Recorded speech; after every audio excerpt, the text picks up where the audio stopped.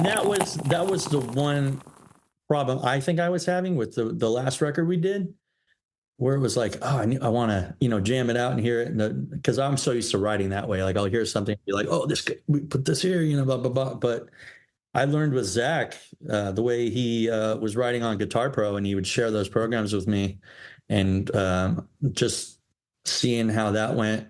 And we figured it out how to do it with that time. And then this time it's just, we locked it in. Hey, what's up, everyone? Matt here from Cryptopsy and the host of the Vox&Hops Metal Podcast. I hope that you had a killer weekend. I most certainly did. This Vox&Hops episode is presented by Heavy Montreal. Heavy Montreal are Montreal's premier metal promoter, and if you are ever in Montreal, trust me when I say this, if you are looking for a killer show to go to, Heavy Montreal will have you covered. I am beyond stoked to have Heavy Montreal behind the Vox&Hops Metal Podcast. Now, before we jump into today's episode, I'd just like to ask you to follow the Vox&Hops Metal Podcast on the podcast platform of your choice.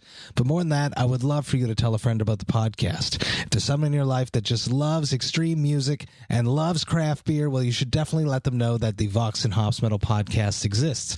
You could tell them that there are over 400 episodes where I sit down with some of the world's best metal musicians. We talk all about their lives and music while enjoying craft beers. If you would encourage one of your metalhead beer-loving friends to become a brand new Vox&Hops head, that would be something that I would truly appreciate. Now, today on the podcast, I'm very stoked to be with Zach Weed and Tony Rolandelli of Almost Dead. Get ready, everyone. This is Vox&Hops episode number 448. I warn you, what you are about to hear is very disturbing indeed. What's up, everyone? Today I'm very stoked to be with Tony Rolandelli and Zach Weed of Almost Dead. Guys, we are recording this right before I take off. Well, we take off, right before we take off for the Unquestionable Blasphemy Tour, where we are going all across Europe and UK and Ireland. We're hitting Scotland with Atheist. It's going to be sick. Super stoked that you guys are here tonight. I'm happy that we're doing this. I've had a podcast for 5 years, and it took me this long to realize that I should probably hang out with the bands that I'm going to tour with before a tour to help promote the tour. Long introduction just to say, how you guys doing? All right, man. Freaking thanks for the invite. This is awesome. Yeah, doing well. Thanks for having us. Hell yes. Let's just jump straight into things. It's 9:07. I'm thirsty. I want a beer. Vox&Hops is all about hanging out with my metal friends, talking about their lives and music while sharing killer craft beers. What beers, if you do have a beer on your side, are you drinking tonight? Showcase them to the people at home and give the breweries a shout out. I'm all about the Space Dust. I don't know. The double IPAs is my thing, I guess. It's Elysian, right? It's a classic Elysian. West Coast brewery. I've crushed a bunch of those. They are really delicious, and I haven't had one in quite some time, so I'm jealous right now. Right. How about you, Zach? Your last name is Weed, so hypothetically you might be enjoying something else during this chat. That's fair.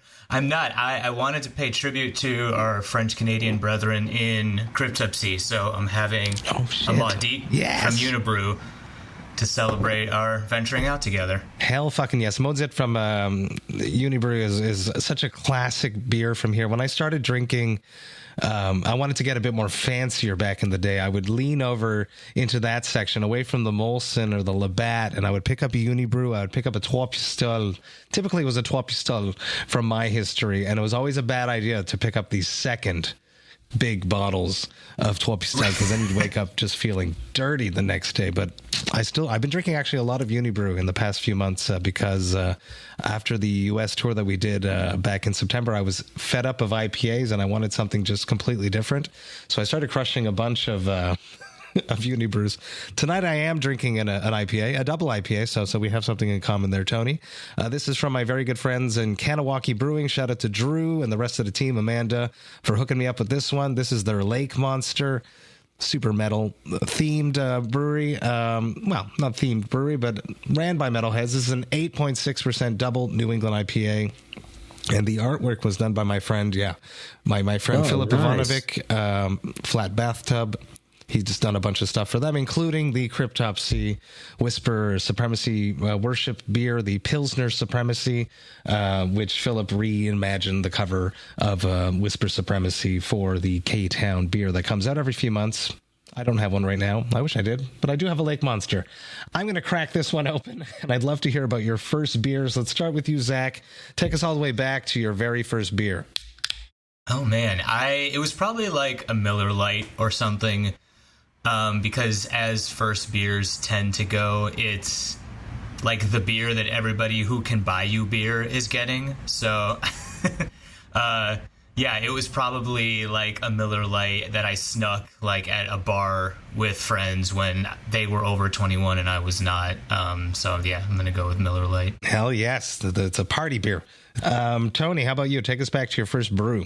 Man, I'm thinking about it, and it'd have to be when we were little hoodlums. Back in the day, probably we were like, I don't know, 13, and ended up down at the liquor store and got some King Cobra 40s bought for us. Really? Is that like you're standing outside waiting for like an adult to come by and you slip them some money? And you always get that one guy that's already drunk and he's like, oh, don't worry about it, Yeah. What an idiot. You look back now and you're like, you can't believe that guy bought us that. Well, if you guys are waiting outside a liquor store at 13 years old, it can't be that late. So for him to be day drunk at that point. Yeah. It's already making questionable decisions anyway. Apartment complex right next to the liquor store. So it's like you just walk around the corner, hang out, guy pop out, we get some 40s. Oh, man. Good time. At what point, or have you ever, now you're drinking the dust, the Elysian dust. So talk to me about foraying into finer beers. Is that something that you guys ever fell into? The trap, the slippery slope, the rabbit hole that I found myself totally engulfed in of craft beer? I think I'm more of a vodka drinker. I love vodka. I'm vodka whenever I go out. But yeah, I don't know. Somewhere along the line, like I used to drink Coronas all the time. And then as soon as I hit that first IPA, I haven't really been back to any. I used to love Heffenweisens. I still have those every once in a while, but mainly it's just IPAs lately. I don't know what's wrong with them. Maybe I'm older now. I don't know. No. You sound like you're going to be good friends with Flo, my drummer, because he likes Heffenweisens very much, and he doesn't hate a Corona. He's more of a Coors guy, but the vodka side of things. Now, when Cryptopsy, we played in Hamburg many, many, many years ago. I don't know if I've ever said this story on the podcast, but it's perfectly fitting because we're about to tour Europe together. And you mentioned vodka. Flo came back late in the morning. This is years and years ago. I think it was in 2009 or something. And there was nothing left on the bus to drink except for peach iced tea and vodka. And it was piss pouring rain. So they invented Sunny Hamburgs, which is where you mix peach Nestea iced tea and vodka, and it is extremely dangerous. So it was called Sunny Hamburgs for many, many years until we renamed it Flow Juice because it just has a funnier sound to it. And we tend to no longer drink Flow Juice because it's extremely dangerous. But because you like vodka and we're going to Europe, and we might have to have a night of Flow Juices. I think we should all sip from the nectars of Flow Juice. There we go. Yeah, I'm on board. To try that. How about you, Zach? Zach, did you fall into the craft beer conundrum? Yeah, I have my older brother Jordan to thank a lot for that. As with younger brothers, whatever your older brother is doing is the coolest thing for a minute. And that followed through pretty much to adulthood. He's the one who got me into heavy music and extreme music. And then later on getting me into craft beer. So I think I was introduced to Unibroue through him. I was introduced to a lot of craft beer styles like German Rauk beer and stuff like that. Stuff I had never heard of. He got me into. And yeah, I've kind of been on my own path with it since then. So yeah, I've been all about. I'll still enjoy a Coors Light every now and again. We'll never say no to a Coors Light in my life, but yeah, I definitely enjoy the finer things when it comes to beer. Hell yeah, sounds like we're gonna have a great time coming up. In very close to the venue where we're playing in Belgium, there is a bar where you have to give them your shoe, and they hang your shoe on the ceiling apparently, and then you drink from some special glass. Sounds like a good idea, but the next day we got to go to the UK, and you got to go through the border and the ferry. And from historically with Cryptopsy, we tend to overdo it the night before we do that. And I'm aspiring to change that habit because it's not a fun thing to do. But maybe we got to go hang up our shoes together and drink some wacky beers. Absolutely. Did they give you your shoes back? Yeah, you get your shoes back. Should I bring an extra pair? I always bring an extra pair. They're gonna have my Crocs up there. You're gonna see I like Crocs. Oh man, that's hilarious. I'm glad we'll have somebody else to do the UK ferry crossing with this time. We have our own experiences going through that. Oh yeah, okay. So open up. In 2021, we did the Black Rituals tour with Batushka and Belfagor. Oh, my boys. Yeah. Diabolical. And, well, I had to get an RV, so I did all the driving. That's horrible. I'm like trying to learn how to drive stick 2 weeks before I left. Like, I'm an automatic guy, Zach knew how to drive stick too, but then I get the car and I'm like all worried about crashing it, and it being on my insurance. So anyways, I pretty much drove that whole tour. And then I think the halfway point we hit the UK and we try to get on that ferry. We go through the border. They check our whole RV. They get all this stuff out. They pull us out. It must have took 45 minutes. I drive in to go find the boat. And then I couldn't find it. And I'm driving. I'm like, where's the boat out? There's like 8 of them, And I'm like, oh, maybe it's to the left. I drive back out the exit. Back out the fucking exit. Next thing you know, we're pulling back around. I'm like, hey, isn't this the border that we just went through? No way. We pull back up. Another 45 minutes. They pull our stuff out. They think I went out and got some shit. Yeah. Oh, it was a nightmare. Yeah, it was a nightmare. God damn. Did you get the ferry though? We made it. Yeah. Did you have the mushy peas? Did you have the mushy peas on the boat? 4 a.m. Yeah. Yeah. You had the full English breakfast on the boat with the mushy peas? I think so. I think if they were open by then when we were on there. No, I got the full breakfast too. Yeah, that was nice. Yeah. That's crazy. My friends in the Agonists just did that recently too. The whole driving themselves in an RV into Europe, and it was rough. So hats off to you for doing a whole tour like that. Yeah, I was pretty good until I think maybe the 3rd weekend. My parents showed up to Italy and they're like, "Are you all right?" No, I'm not, but I'm having a great time. Right. Speaking of your parents, I'd like to hear about the soundtrack of your youth when you were growing up in your parents' or guardians' house. What music was playing when you were not in control of the radio? What music did your parents or guardians listen to? Oh man, my dad's definitely Leonard Skinner. Some old school Leonard Skinner, Creedence for sure.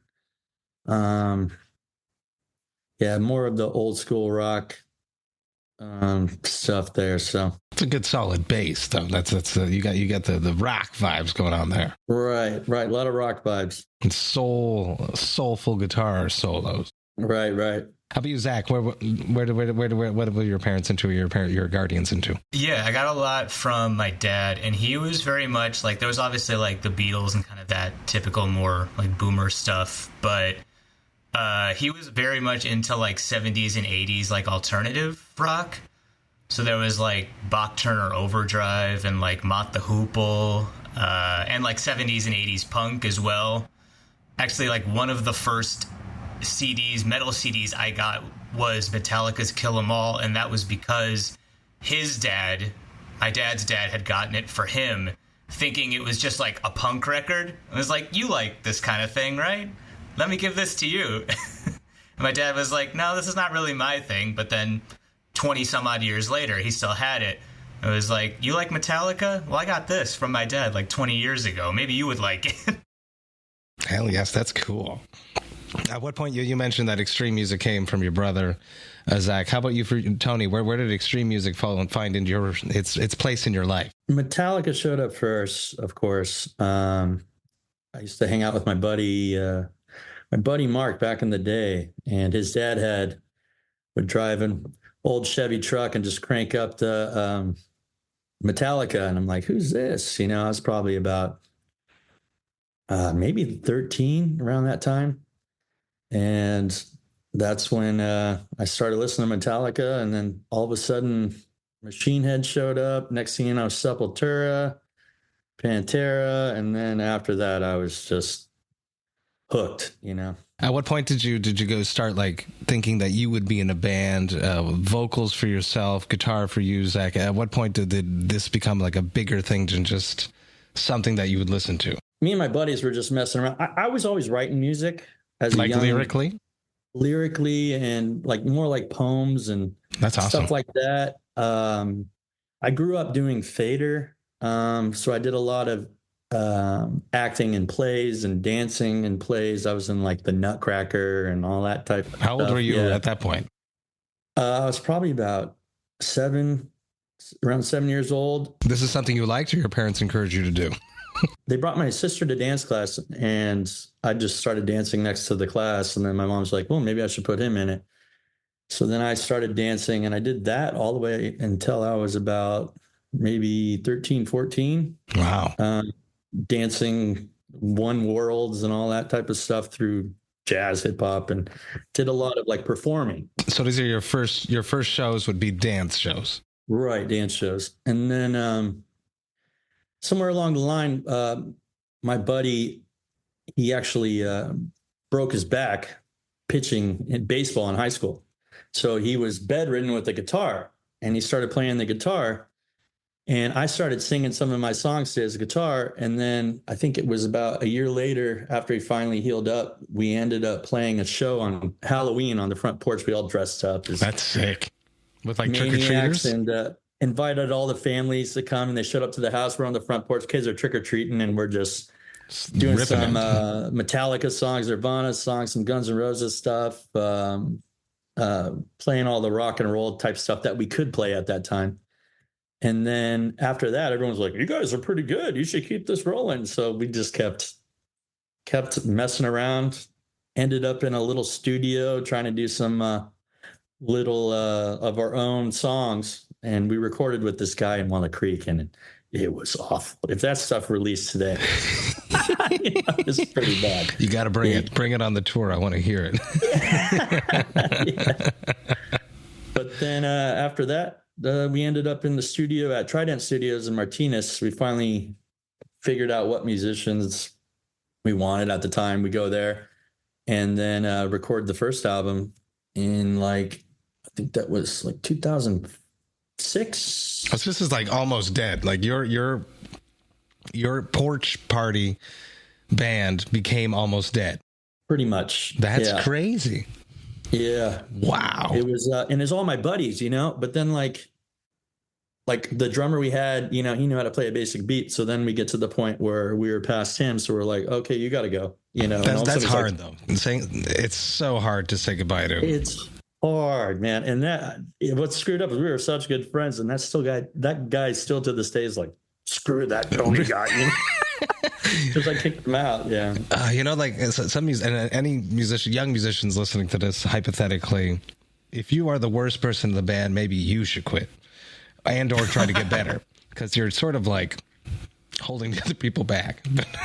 Right. I was a real angry child back then. My parents got divorced. I was a mess. So I was just wanted to go, and I was just attack kind of leader, and I look back and I'm like, man, some of the times I'm like, oh, he could have handled that differently. Now, hindsight is always 2020. I have thoughts like that with my project. I had a rock band after I joined Cryptopsy called The Era Of, and I ran that pretty hard. And there's moments that I think back that I could have been a little bit more subtle with my tactics, talking to my bandmates. Right. A little bit more diplomatic, hypothetically. How about you, Zach? At what point did guitar become a big part of your life? Yeah, so I started off on violin originally when I was 6 or 7 years old. Yeah. Again, because my older brother was doing it. Like Prodigy band. You got the dancer and one, you got the violinist. It's awesome. Prodigy, good shit, man. Yeah, but that was definitely a thing that I thought was cool because my older brother was doing it, and then quickly found out I wasn't that into it. But my parents were like, well, we signed up for it, so you're doing it. So yeah, I did that all through high school. Wow, that's a long time. 12 years old. Yeah. So I said they made me stick with it for a while. That's longer than we signed you up for it. That's we bought you the violin, you're going to use it. Right. Yeah, so I did that for a long time. But around 12 years old in there, I realized that for me, guitar was the cool version of the violin. And so I wanted to pick that up. And it just came a lot easier. There are frets on violin. Yeah. You don't have frets. You got just to be have perfect. to know the notes by ear. the positions are not like perfectly marked out for you. So it was a lot easier to play the stuff I wanted to play right away. So I picked that up around 12 and really never put it down. But it was always kind of like a bedroom thing. Like it never really, it took a long time for it to like grow into actually being part of bands. As I was learning like through high school, I went to a high school, I'm from Chicago originally. And the people in my high school were either like really good, like amazing virtuoso guitar players, or they were terrible, like just starting out. So there was really like no one at my level for me to hook up with and jam with. So I kind of just didn't really do it. And then funny that Tony was talking about the theater connection, because I actually went to college for theater. I got a BFA in theater acting. Yeah. I'm expecting like very theatrical performances now. Well, don't worry, we do that. Yeah. You can count on that. Yeah, I'll save those for off the stage, man. Sorry to cut you off. Keep going. So I hit theater really hard, pretty much until my early to mid 20s coming out of college. And that was right around the time I saw a Craigslist ad from this band called Almost Dead that was looking for another guitar player. And that was right around the same point for me. That was like, I enjoy acting, but I don't feel like it's exactly what I want to be doing. I know I want to be on stage, but I don't know what capacity exactly I want to do it in. And metal's always been like a constant in my life, and guitar's been a constant in my life. Now it feels like the right time to really hit that, 100%. And it just happened to work out amazingly well. So that's crazy. Okay, so Almost Dead is Tony's first band, and Almost Dead is your first band. Pretty much, yeah. I had like little things in high school here and there, but my first real band that really took off and did something was Almost Dead. That is incredible. That's awesome. I love that. When I was talking to Kelly, I did the same sort of thing with Kelly, where I hung out with Kelly before the tour. We talked a lot about. I watched that full interview. That was great. He's such a sweetheart. I finished the episode and I wrote the guys. I was like, he's so cool. We're gonna have so much fun. I'm gonna do the same thing tonight. And we were talking about how putting on a show, when you step on stage, it's like putting on a performance. So how much of that do you guys drag in from your theater experience type thing to portray a character on stage? I know myself, I do it. I'm not the person that I am on stage. It's like, it's not an act. It's like an amplified version of myself, directed in a particular energy, in a particular direction is basically how I would put it. How about for you guys? Through high school, I did wrestling as well. Really? And I was wrestling, and I liked it because I can be on a sport where I'm, by myself. If I lose, it's my fault type deal. And then I ended up placing third at North Coast Sections, and then I was a state qualifier. And now I actually coach wrestling for the high school that I went to. That's awesome. So we just took fourth in league this last weekend, and so actually this coming Saturday is our league tournament. So we're getting to the end of the year here. But I've always been like competitive, and always had that. I love that, like being in front of that crowd. And even when you're wrestling, you're on that mat and everyone's just watching you, and it's like one-on-one. So and that's why I love freaking being in a band and love performing in front of a crowd, because I don't know what it is, but I just get that like adrenaline rush, just that body high where you're like, okay, this is where I need to be. And I get in front of that crowd and I don't give a shit. And I just turn it on and go as crazy as I can. When I was younger, I was doing backflips off the stage. If people around this neighborhood seen our older shows, they're like, holy crap, that guy's a psychopath. We opened for MOD one time, and Billy was like, what the fuck was up with that ballerina boy? I'm doing backflips and shit, and then he goes up there and he's just standing in one spot. He's all pissed off. But I thought it was great. I'm in the mosh pit like, oh, fuck that ballerina boy, Ian. But yeah, I don't know. Performing, I love it, man. It's just getting in front of that crowd. It's so freaking awesome. Hell fucking yes. How about you, Zach? How does your theater background help you on stage? It helps a lot. I'm a pretty introverted, quiet person day to day in my normal life. So yeah, I often get from people who see us play being like, wow, you're a different person up there. Because I feel like that is like my whatever, like defined container of like, this is where you go crazy, is up here on stage. You're allowed. And so I really liked yeah, exactly. Yeah, you're allowed. Yeah, you're allowed to go crazy. So that it's always been kind of like that outlet for me. I love that. I always get it. It's like, that's you up there. People recognize you. I'm like Clark Kent with my glasses and my hat and my hair tied up. Too funny. That's cool. I'm stoked now. I'm even more stoked as we build towards this the tour. It's the next question. Unquestionable Blasphemy coming up real soon. I'm stoked about it. Talk to me about this whole thing, how you feel about it, how you ended up here. Give everyone the vibe of this tour. What are you going to bring there? Cryptopsy, we are going to honor Blasphemy Made Flesh without doing it in its entirety. We are definitely going to play some of the tracks from it. And honor that. We're going to play a bunch of the new album. How about you guys? You just dropped a new album, actually. Destruction Is All We Know. So I bet you're going to play some of that. Right. We're focusing on the new stuff we just dropped. And we're excited to play it. We've been playing our old stuff for so long. We just want to focus. We played a lot of the older stuff last time we were out there in Europe, which is in 2021. We actually were on that tour that got canceled because of really. Yeah. So we were already tied up with Flaming Arts for that one. Okay. And then that fell through. But when I heard him talking about that, what was so cool about Kelly, he actually reached out to me and called me, and I talked to him on the phone about it, which he didn't have to do. Like, that shows how cool that guy is. And we had a whole hour conversation, and he explained everything to me about what went down. And, I'm like, shit happens. I get it. Did you guys have like plane tickets bought at that point too? And plane tickets bought, yeah, that sucked. And I didn't get the insurance. We went through an app, so I didn't get the insurance that cost like we literally just bought ours, and there was that box that I was going to check, and I was like, I'm not going to check it. We're going to go to Europe. but we worked it out. We worked it out with that situation with this tour we're on now, which is great. And I'm just excited.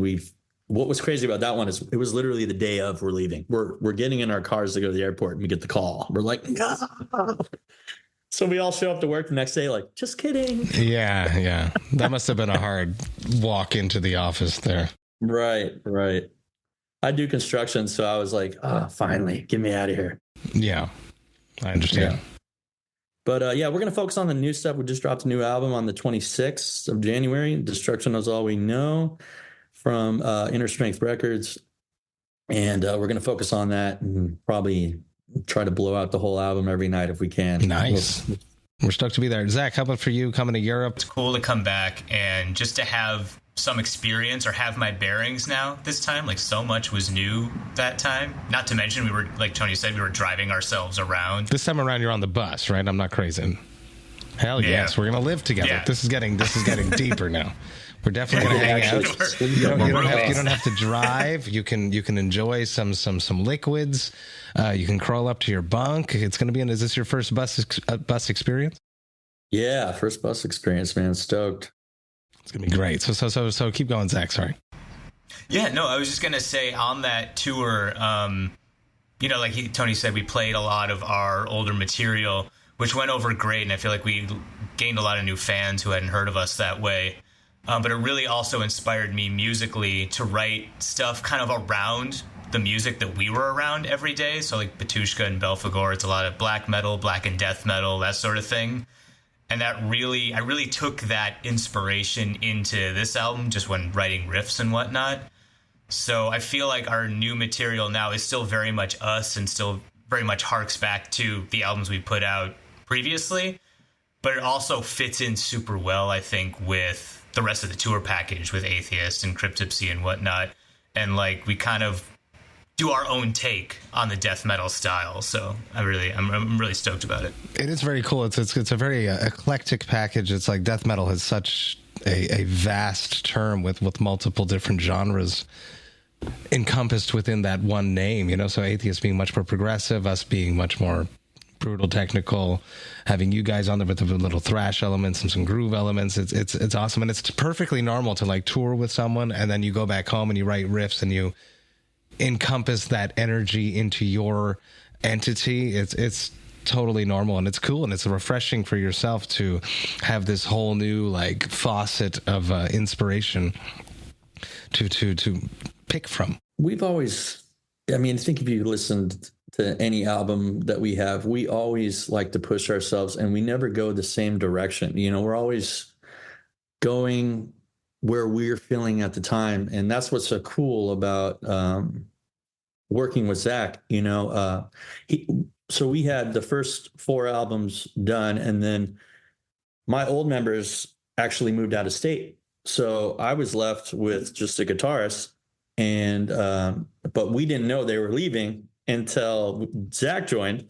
So Zach joined us, and then all of a sudden we played one show at Slim's in San Francisco. I don't know if you ever played there. I might have, but I don't remember. And then we played that one show, and then we're getting ready to set up a tour and do that type of thing, and all of a sudden they all just left. And then it was like me, Nick, and Zach. And then even Nick was like, okay, I think this is the end. So he stepped away, and then it was me and Zach, and we just kind of looked at each other and we're like, well, should we try to keep this going? And we stuck together, and it's been crazy, man. We've been through multiple musicians, just trying to find people that want to go out and tour. And we finally found the right batch of people. And then we got a couple extras, extra bass and an extra drummer for touring wise in case we need them. So yeah, me and Zach, we worked together with Brutal Onslaught. And that was kind of more our learning experience of how we're going to write together type deal. That was an interesting, because it's a whole new way. I used to be locked in a room with musicians and we'd write that way, you know, like just play the riff, you know, stuff like that. Riffs. But Zach comes in and he's got the more computer wizard technical aspect. And he's like, hey, we don't have to do it this way. Check this out, you know? And I'm like, oh shit, you know?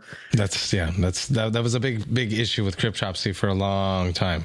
Flo likes to jam things out, and Chris likes to do it in the studio, and it was this. And that was the one problem I think I was having with the last record we did, where it was like, oh, I want to, you know, jam it out and hear it, because I'm so used to writing that way. Like I'll hear something and be like, oh, we put this here, you know, blah blah blah. But I learned with Zach the way he was writing on Guitar Pro, and he would share those programs with me, and just seeing how that went.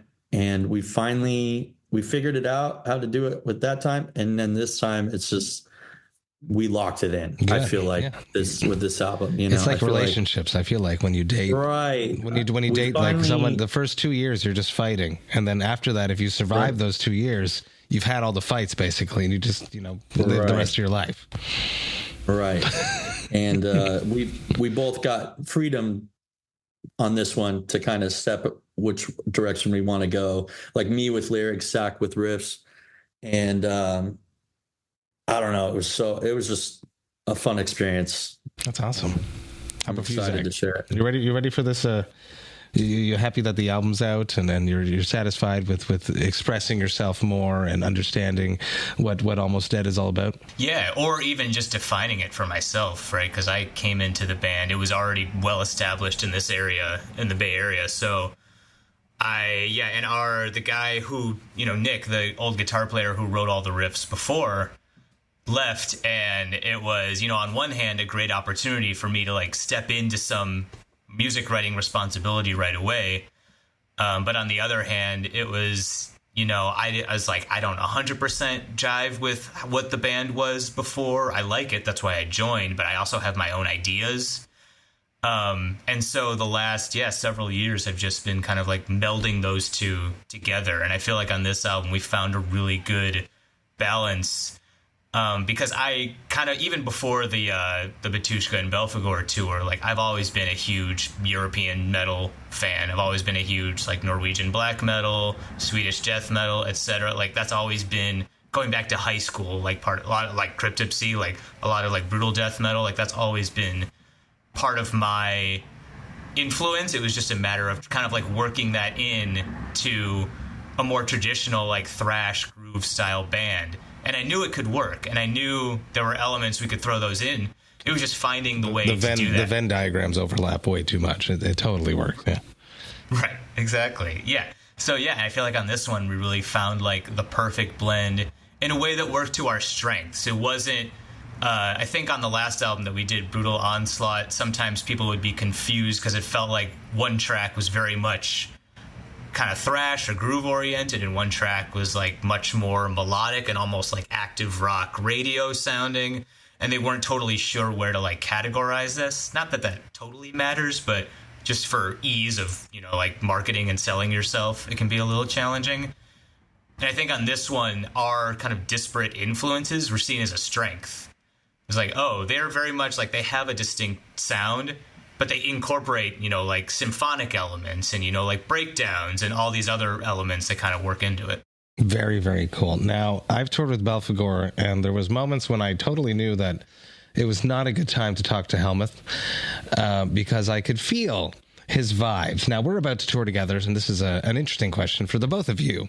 What should I look out for to know when I should give you guys some space, when I can tell that you're not feeling very well? Zach, you mentioned you're a little bit introverted. Hypothetically, that might happen on tour. It happens. You know, we're going to be together for a month. So what should I be watching out for here? You know, what's the greatest thing about us is literally you can talk to us whenever you want, because these guys, this group I'm bringing with me, they're just a bunch of cool guys. Like, excellent, coolest people in the world. Like, nobody has a chip on their shoulder. That's the greatest thing about the band. I think now that I'm not driving, it's going to be a party. Hell yes. That was the only reason. I was so tired. I'm driving. I was probably the guy to watch out for if I'm driving a car. I'll tell you that. How about you, Zach? What do you got to say about that? Yeah, I mean, I'm usually pretty good about finding my own space when I need to. You got a bunk now, which is it's haven. Yeah, and I'm very much like looking forward to, because nothing really happened on the last tour, but yeah, it was just like being confined in the same space, and that's all you have is each other's space. You don't really have like a spot to call your own. A van or an RV is tough there. It's you put your bag down and you come back and someone's moved it, and it's extremely frustrating. Yeah, but if anything, I'm worried about making sure I don't bother everybody else too much, because I'm just going to be stoked to be there. So I'll let you know. Don't worry. Yeah. So I'll just make sure I don't bother folks. We're going to have a good time. I like it. I like making beers. I've released over 80 of them since I started the podcast back in 2018. That's my favorite type of collab to make. I've made beers for Cryptopsy for the podcast. I've made teas for Cryptopsy because I love tea. I've made coffee for Cryptopsy. What would be the perfect collab for Almost Dead? Probably a beer, but I'm also a huge tea person. I don't know. I don't think the rest of the band is, but I love a good tea, so... Hey, what was that tea you were talking about with Kelly? The throat coat. I'll bring some. Yeah. We're gonna. I've been looking that up ever since I watched that interview. It's easy to find in the States at Walmart's and at what's that fancy healthy one there? Whole Foods. Does that make sense? Yeah. Whole Foods. Yeah. Sprouts would have it too, but it's I'll send you a picture of it. The other thing you and Kelly are going to be pissed off about is, you know, I'm sad to say it, but I have a cordless mic. Ooh, I'm one of those guys, you know. I'm one of those assholes. No, I was talking to Audio Technica today, or yesterday, actually. Shout out to Mike and Audio Technica for sponsoring the podcast and Cryptopsy about hypothetically getting me one this coming summer. So we'll see. That's good. Yeah, that's good.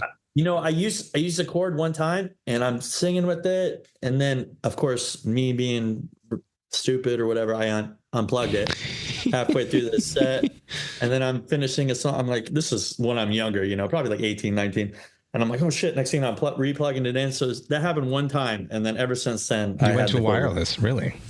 Right yes, that's good. And I've had it ever since, and it's, I don't know, I'm so used to it now, and it's like that freedom. You can go wherever you want. On the big festivals, I feel it. That they don't have long enough wires for me. It's annoying. We'll see how that goes. I'm sure me and Kelly will forgive you. I'm sure. Back to the beer though that you're going to make for Almost Dead. What kind of beer would be the perfect Almost Dead beer? Oh man, double IPAs all day for me. You know, we have band practice, and I'll always bring the double IPAs. People seem to love them. I know one of our bass players brought some Bud Light and nobody drank them. So I think we're IPA guys. I'm Googling your recent album. Let's find a name for this. Destruction is all. Destruction is all. I've been wanting to. My wife won't like this. She's listening in the background. I've been wanting to make a beer called Destroy Tomorrow, and it's like a triple IPA. Destruction is all we know. That comes out. Warheads in the Sky. Warheads in the Sky could be it would be more of a sour beer. If you make like a sour beer, you drop a bunch of warheads in it. There you go. 8 Eyes of Black IPA. That works too. I'm looking at all your names here. Within the Ashes. Oh, Agent of Hops. There you go. Agent of Chaos. Agent of Hops. That works. Like it. That's it. Of hops. I like to ask my guests a question about a short-term goal, something that you're hoping to accomplish within the next month or two. It's a question that I called Fight the Hops. What are you guys doing right now to fight the hops? Short-term goal that you're both working on. Could be a collective goal that you've decided together, or each on your own side. What are you doing right now to fight the hops? Man, short-term goal right now is just get prepared for this tour, man. Working our asses off. We got a vinyl release show coming up this Saturday. We're excited. It's in Concord at Vinny's Bar. We're going to go in there and play the new album in front of everybody for the first time. And then after that, we got one other little show, just to get another little second show in before the tour, get going. So hell yes. The shows are worth 7 jams. I've been saying that for years, and I truly believe that because it's completely different. I don't know why it's so different. Even now that we're on in-ears, it still feels different to play a show versus being in a jam room. And I can't explain it. I guess it's the nerves and I don't know about it, if it's the same for you guys. 100%. Yeah, we're on, or at least the guitar, bass, and drums are all on in-ears as well. And so, yeah, you would think it would be relatively similar. But something is just like everything is louder. Everything is like faster, but also slower. It's like, I can't quite explain it, but yeah, it's always different. So weird. We're going to have so much fun. I'm so excited. February 25th to March 24th, we are heading to Europe together. It's Cryptopsy, Atheist, Almost Dead, 72 Legions and Monastery. We're going to rip across Europe. We're also going to the UK, Scotland, Ireland. It is going to be a blast. I think we're playing Croatia. I feel like I've never played Croatia, and that's literally Ireland. Come on. Yeah, that's cool. That ferry. I have a ferry story. Just unbelievable. It was the craziest storm outside. And I was editing a podcast because I had just launched the podcast at that point. And I was sitting on one side of the boat and I was looking across the boat and the waves were coming up over the other window because it was so choppy, the seas. And everybody, a singer of a band, I won't say which band, was in the toilet puking his brains out with seasickness. So sick. And they canceled every ferry after our ferry that went out for like hours. It was fun. Oh man, what a night! I have one last question before we might need this, so I hope that you have the secret cure of my question coming up because Tony's not driving, so the vodkas and flow juices might be flowing. We might find some Belgian beers, hypothetically. So, what are your hangover cures? Classic Vox and Hops wrap-up question. Oh man, you know what? If I'm just drinking vodka, I have no hangover. Really? Okay. If I drink Jack Daniels or some whiskey or some Patron, see you later. Yeah, I'm in the dumpster after the next day. And what's the secret? And when you wake up in the dumpster, what do you do? Bloody Mary. Mm-hmm. Back to Bloody the vodka. Yeah. Very nice. Zach? Yeah, I usually go a full breakfast, some Pedialyte, and some saltines, especially if it's really bad. Saltines is a good idea.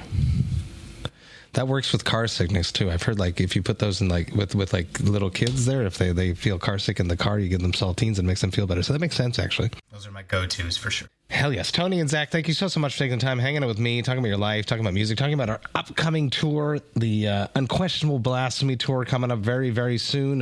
When I release this episode, when you're listening to this episode, you're listening to it right now, people, the tour is next week when this comes out. So get your tickets if you have not. Come hang out with us. We're going to drink some beers. We're going to have some fun. We're going to bang our heads. It's going to be an ultimate fun time. Guys, thank you so much for hanging with me. I greatly appreciate it. Dude, thank you, Matt. Awesome. Cheers to you, buddy. Thanks for having us. Cheers. Hey, thank you all so much for listening right to the end. You know that I love and appreciate that. Man, this was awesome. I'm so stoked that I connected with Zach and Tony before this tour, which is now happening right now. That's right. The Unquestionable Blasphemy Tour is happening in Europe right now. Cryptopsy, Atheists, Almost Dead, 72 Legions, and Monastery going all across Europe for the next month. And I'm so goddamn stoked that I connected with Zach and Tony before the tour. I'm sure that we're having a blast right now. Massive cheers to Zach and Tony for sitting down with me before we headed out on this tour. Go grab your tickets, people. You can go to vox&hops.com/Europe. Grab those tickets. Come and party with Zach, Tony, and I, with Kelly from Atheist and the rest of the guys, 72 Legions and Monastery. We are having a blast. Now, if you enjoyed this Vox and Hops episode, you should sign up to the Vox and Hops Metal Podcast's mailing list. You can do that on my website, voxandhops.com. That's VOXANDHOPS.com. And when you do that, you shall receive one email a week that contains all of the details of everything that has happened in the world of the Vox and Hops Metal Podcast. You'll get to see which episodes I dropped recently. You will also get to see which episodes I have coming up. You will get to hear about any projects I have in the works for the Vox and Hops Metal Podcast, and you will also be updated on whatever I got going on with Cryptopsy. That's right. Cryptopsy, we just dropped our brand new album back in September of 2023, and we are doing a whole bunch of stuff. We are planning a massive 2024. You will also get to see which albums the Vox and Hops album review crew have reviewed recently, and you will get to see which albums Jerry Monk, Vox and Hops' Metal Architect, has added to the Brutal Awakenings playlist. There's always a lot of stuff going on in the world of the Vox and Hops Metal Podcast, and I hate when you miss a single thing, so do me a favor and sign up to the mailing list. The Vox and Hops Metal Podcast is brought to you by Sound, Talent Media, and Evergreen Podcasts. I hope you have a killer rest of the week. I will be back next week with another episode with Jason Nitz of Warforged. But until then, remember to enjoy life, metal, and craft beer. Cheers, Vox and Hops heads.